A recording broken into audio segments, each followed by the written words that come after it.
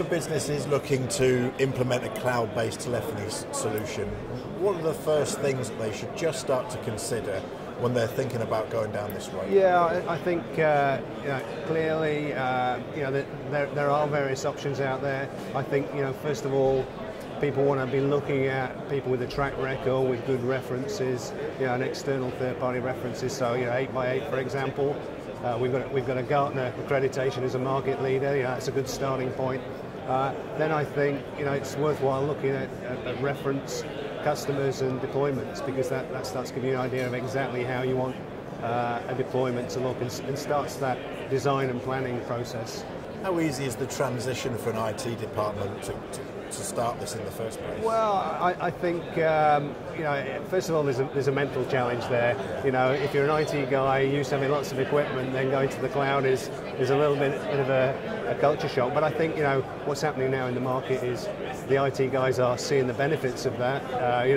Decreased workload is one of those, but more importantly, the flexibility and the support, the disaster recovery stuff you can get. So I think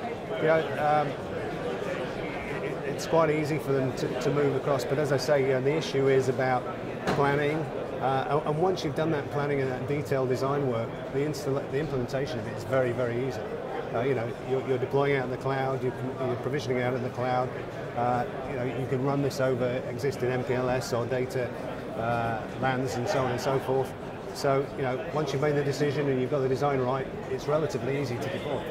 Larger enterprises are obviously coming to you and talking to you about solutions around bring your own device and remote working. So how does that integrate into this? So with our product range, we've got a suite of Virtual Office Pro, Virtual Contact Center, which is a really well joined up, a unified solution. And what that allows you to do is voice, video, IM, collaboration, through a whole bunch of tools, so whether that's endpoint or whether that's through your laptop or through a tablet or smartphone. So in terms of the bring your own device angle, it plays to it perfectly. In fact, you don't need a desk phone anymore, although most people still seem to like to have that. How about the security aspect of this? It's always a big concern for businesses, especially when going into cloud and new areas. How do you build their confidence? So, I mean, for 8x8, security is a key issue. I mean, in the States, we're compliant with all the government standards, which is pretty unique, I think. And certainly maybe smaller providers haven't got that in-depth security built in. Other sensible things like we only use handsets which have got HTTPS certification, so we've got security at that end. We wouldn't deploy any other handset and leave that open. So there's some thorough but sensible steps that we've incorporated into our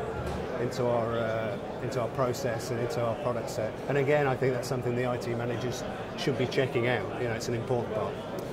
How do you integrate all of that with some of the legacy infrastructure that might be already existent in businesses like desk phones, for example? I mean, the beauty of the cloud-based option is you can do this on a phased pilot, site by site, and you can do that in any number of ways. So you've got real flexibility in terms of rollout and impact on the business.